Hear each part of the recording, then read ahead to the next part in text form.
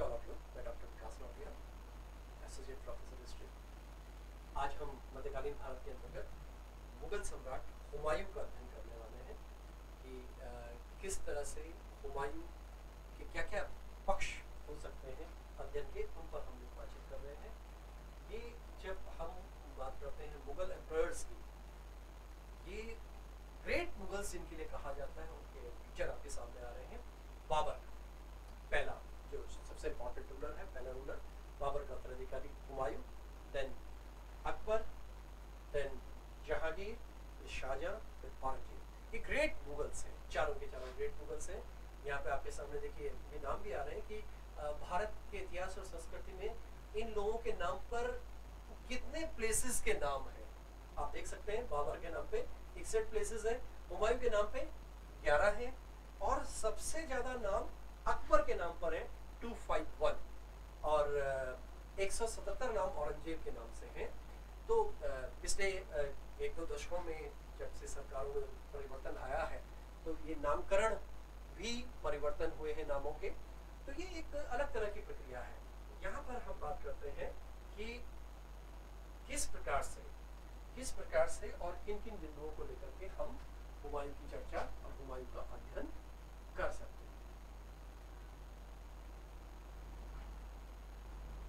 सबसे पहली बात आती है कि हुमायूं को जानने के स्रोत क्या है, क्या क्या ऐतिहासिक स्रोत हैं, क्या क्या सोर्सेज हैं, प्राइमरी एंड सेकेंडरी सोर्सेज हैं, जिनको लेकर हम बात करते हैं। उसके बाद हुमायूं के काल में होने वाले युद्ध क्या क्या है, यानी पॉलिटिकल स्ट्रक्चर क्या है हुमायूं के काल का, हुमायूं के काल का एडमिनिस्ट्रेटिव सेटअप क्या है, और अन्य पक्ष क्या है। तो हम एक बिंदु देखते हैं, एक बात देखते हैं, जैसा कि मैं पिछले क्लास में आपको बता चुका हूँ कि बाबर का उत्तराधिकारी हुमायूं बना। बाबर का उत्तराधिकारी 1530 में हुमायूं बना, 1530, और लगभग 1540 तक रहा। एक्चुअली हुमायूं मुगल सम्राट के रूप में दिल्ली आगरा में दो फेज में रहा।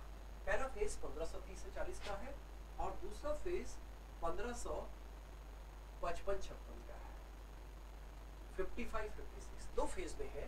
इन दो फेज के बीच में 1540 से लेकर 1555 के बीच में शेरशाह सूरी का राज्य रहा, जिसको हम द्वितीय अफगान साम्राज्य बोलते हैं। तो हुमायूं के शासनकाल के दो भाग हो गए। अब इन दोनों भागों में जब हम बात करते हैं, एक इतिहासकार हुए जिनको हम लेनपूल कहते हैं। लेनपूल ने एक बड़ी इंपॉर्टेंट बात लिखी है। वो कहता है कि हुमायूं जीवन भर लड़खड़ाता रहा, और लड़खड़ाते हुए उसकी मृत्यु हो गई, क्योंकि लाइब्रेरी से शेर मंडल से गिर करके उसकी डेथ हो गई थी। इसलिए उन्होंने ऐसी बात लिखी है। और दूसरी बात, अपने वो लाइफ में, क्योंकि वो जब हम उसका मूल्यांकन करते हैं तो वो एक बहुत अच्छा इंसान था, नो डाउट अबाउट इट, पर लेकिन वो एक बहुत अच्छा कूटनीतिज्ञ और पॉलिटिशियन नहीं था। वो बाबर की तरह एक बहुत बेहतरीन जनरल नहीं था, लेकिन वो बहुत एक अच्छा आदमी था, ऐसी मान्यता इतिहास में है। तो यहाँ पर बात आती है स्रोत की, तो एक बुक आती है हुमायूं नामा। हुमायूं की एक बहन थी गुलबदन बेगम, बहुत छोटी थी उनसे, हुमायूं से। तो गुलबदन बेगम ने हुमायूं नामा लिखा है, और हुमायूं नामा में वो हुमायूं ने ये सेकंड स्टेज का राज्य कैसे प्राप्त किया, इसके बारे में विस्तार से चर्चा है। हुमायूं के काल में हरम की स्थिति क्या होती थी, इस बारे में चर्चा है। इसके अलावा एक किताब आती है कानून ए हुमायूं,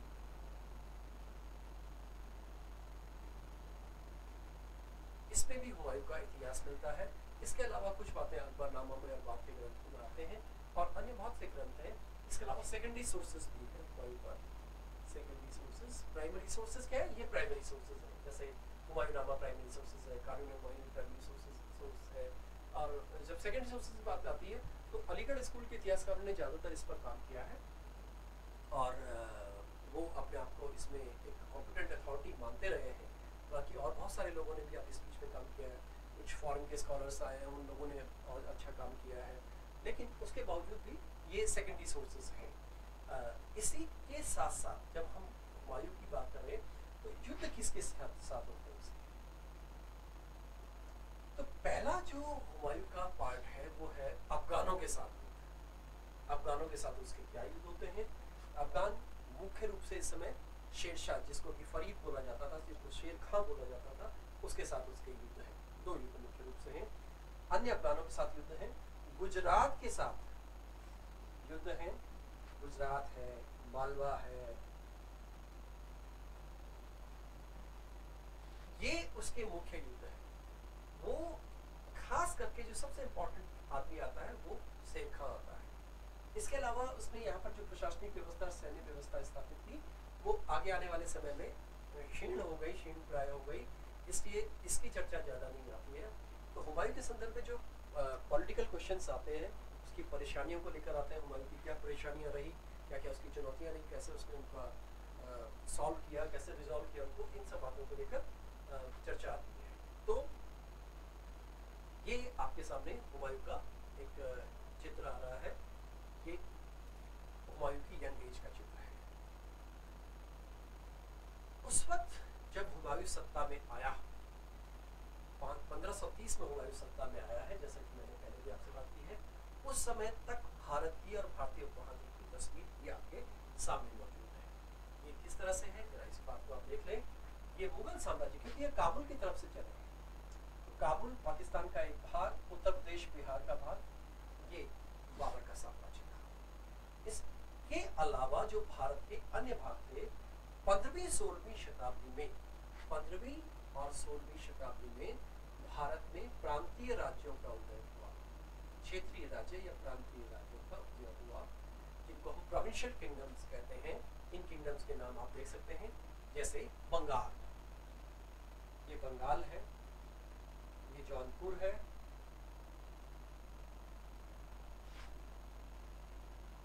बीजापुर, अहमदनगर, बरार, गोलकुंडा, विजयनगर, गुजरात, मेवाड़, मालवा, अदर राजपूत स्टेट्स, कश्मीर, ये सारे प्रोविंशियल स्टेट्स हैं।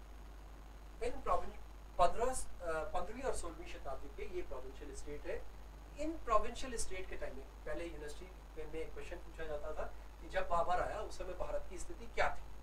तो बाबर आया, तो जैसे मैंने अभी आपको बताया था, बाबर नामा में वो चर्चा करता है किसकी, महाराणा सांगा की चर्चा करता है, कृष्णदेव राय की चर्चा करता है, और वो मुख्य रूप से 2 की करता है, हालांकि और लोगों की भी की है उसने। तो ये राज्य है उस वक्त भारत में, और ऐसी स्थिति में ये जो ग्रीन एरिया आपको दिखाई दे रहा है, ये बाबर का प्रभाव क्षेत्र है। एक सबसे इंपॉर्टेंट चुनौती उस वक्त है अफगान,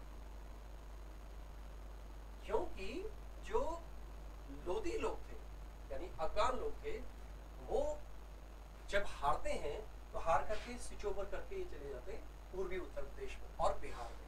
पूर्वी उत्तर प्रदेश बिहार में क्योंकि इनके पास बहुत सी जागीरें थी, वहां पर इन्होंने अपना सेटअप किया, और ये मुगलों के लिए सदैव बड़ी चुनौती बने रहे। यही कारण था कि आने वाले लंबे समय तक अफगानों को मुगलों ने सेवा में नहीं लिया। अफगानों का मुगलों के प्रति अच्छा दृष्टिकोण नहीं रहा।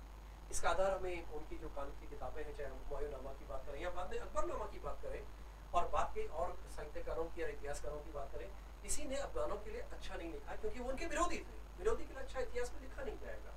तो ये बिंदु हमारे सामने आता है। और इसके उपरांत जो मैंने आपको बताया कि जो मुख्य बैटल्स लड़े गए उस समय, उन बैटल्स में, उन युद्धों में एक नाम ये आप देख सकते हैं, ये नाम है शेरशाह सूरी।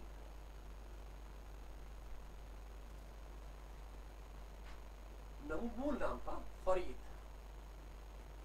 बाद का नाम हुआ शेर खां, और अंतिम नाम हुआ शेर शाह। या शब्दावली आप देख लें, शेर शाह, शाह कहते हैं राजा के लिए, ये शाह शब्दावली पीछे से चली आ रही थी, शाह, शेर शाह। ये क्या हो गया, द्वितीय अफगान साम्राज्य। अब यहाँ पर एक तरफ हुमायूं है, जो कि मैं अगर इसको ऐसे देख लूं, ये दिल्ली, ये ईस्टर्न यूपी और ये बिहार का क्षेत्र, जौनपुर। एक्चुअली था क्या कि अफगान क्योंकि चुनौती बने हुए थे, इसलिए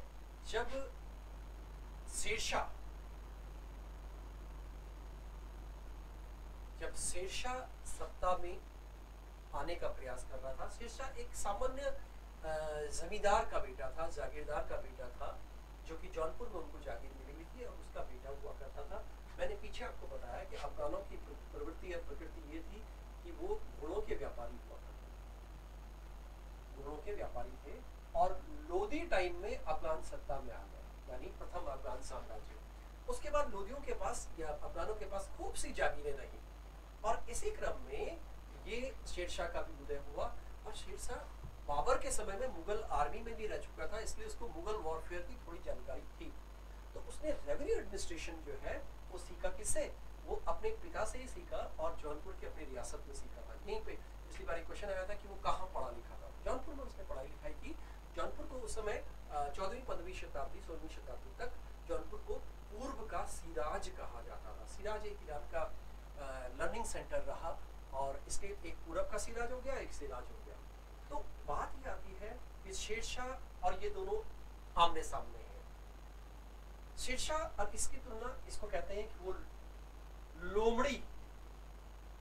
लोमड़ी की तरह चालाक था और शेर की तरह बहादुर था। ये दोनों का कॉम्बिनेशन उसमें गजब का कॉम्बिनेशन था। और जबकि ये तुलनात्मक रूप से बहुत बेहतरीन कूटनीतिज्ञ भी नहीं था और बहुत बेहतरीन सेनापति भी नहीं था, लेकिन हाँ ये एक सैनिक बहुत अच्छा था, ये एक इंसान बहुत अच्छा था। इंसान एक काबिल शब्द का प्रयोग किसी के समय में इसके लिए भी प्रयोग होता है, बाद में अकबर के लिए भी आता है। तो इस तरह से जब हम बात करें 1532 में, तो चुनार नाम की एक जगह है यूपी में, बांदा के पास में, चुनार में एक किला था और उस किले में ये एस्टैब्लिश थे। तो 2 बार चुनार का घेरा हुआ। तो मैंने बताया ये एक तरफ ये गुजरात लड़ने आता और एक तरफ ये शेरशाह से लड़ता। तो ये 2 लड़ाइयों के बीच में फंस गया और शेरशाह इसको कूटनीतिक रूप से हमेशा पराजित करता, हारता खुद था और पराजित इसे करता था। तो अंतिम जो बिंदु आता है वो इस तरह से आता है कि चुनार के घेरों में इसकी हार हो गई। लेकिन जब हम चौसा के युद्ध की बात करते हैं, जब हम कर्मनाशा के युद्ध की बात करते हैं, तो हुमायूं अंततः 1540 एंड 1540 इन दोनों युद्धों में पराजित होता है और हुमायूं बाहर निकल जाता है और देश छोड़ करके उसको जाने पर वो मजबूर होता है कि ईरान जाता है। ईरान से 1544 में 44-45 में इसका ईरान के शाह के साथ एक समझौता होता है। फिर ये भारत की तरफ बढ़ता है आगे और 1555 में 2 युद्धों के माध्यम से ये भारत में प्रवेश करता है पंजाब की ओर से और दिल्ली आगरा पर अपना नियंत्रण स्थापित करता है। लेकिन अनफॉर्चुनेटली जनवरी 1555 में 56 में उसकी डेथ हो गई और उसकी जगह में बाद में उसका बेटा अकबर सत्ता में आया। उस समय 13.5 साल का था। तो हुमायूं के बारे में इतना ही। थैंक यू, धन्यवाद।